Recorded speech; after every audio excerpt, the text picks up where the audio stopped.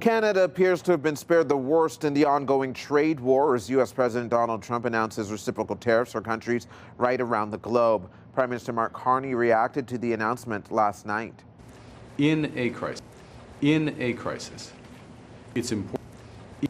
In a crisis, to come together. It's important to come together, and it's essential to act with purpose and with force, and that's what we will do. While Canada did not get additional tariffs, the duties imposed on several items last month are still in place, prompting Carney to say he will respond with countermeasures. Carney is expected to meet with the premiers today. Joining us now is Lori Turnbull. She is a professor of political science at Dalhousie University. Good morning. Good morning. Lori, last week we heard Donald Trump say that the conversation with Prime Minister Mark Carney over the phone went well, and maybe we're not surprised to hear a shift in tone following that, but as much as we're celebrating being spared disaster, things are still pretty bad for us here in Canada. What's your take? Right. I mean, I think everybody was probably kind of waiting to see what he would say. Is Canada going to be included in this list? And he's got this long list of countries and this sense of, these numbers next to them around what he thinks the trade deficit is, what he thinks are tariffs coming from other countries. And so these are reciprocal tariffs. And he talks about America basically having been put in a disadvantaged situation by friend and foe alike.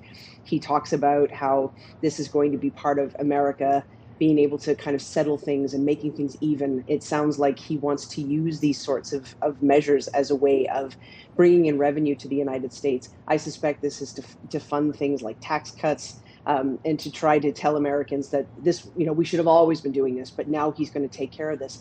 So it looks like at this point, Canada has been spared that sort of 10% broad tariff that he's going to impose, but everything that we had before is still it's still the same. So we've still got the 25% tariffs on steel and aluminum, this 25% tariff on cars coming into the U.S. And so for us, it'll be the parts of the car that they're here instead of there.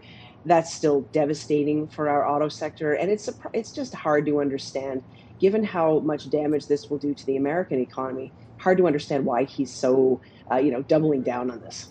And let's talk about the American economy, or even the American people. They seem to be some of the biggest consumers in the world, but they are definitely digesting or drinking the Kool-Aid when it comes to some of the rhetoric from the U.S. president. And for all intents and purposes, being so prosperous means that how do you see that other people are taking advantage of you? Do you want to put that into context for us? I think one of the reasons that Trump won the election was that he was speaking to issues around affordability. He was talking about the things that people were finding difficult in terms of the cost of things, not being able to make your money go as far, people's concerns about losing their house, losing their savings, not being able to make the rent, worried about what kind of condition their children will what sorts of conditions their kids will have to grow up in and deal with. There's a sense of real struggle. And I think one of the ways that he connected with people is to address that. But now he's got to figure out what is he going to do about it? Now he is the president. He's won the election. What is he going to do about the affordability crisis?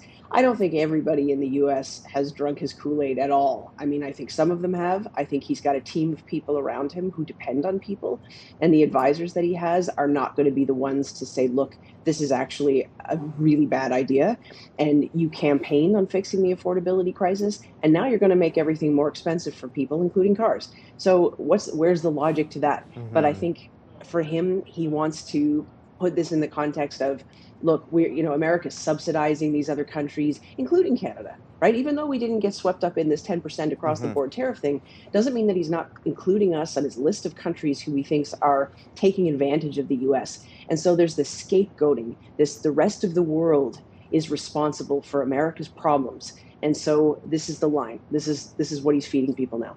Yeah, no, definitely the scapegoating is easier politically than blaming billionaire friends or the 1% that our Americans are taxing them more. Thank you for this, Lori. I do have to let you go, but really appreciate your time in this conversation this morning. Anytime. Take care.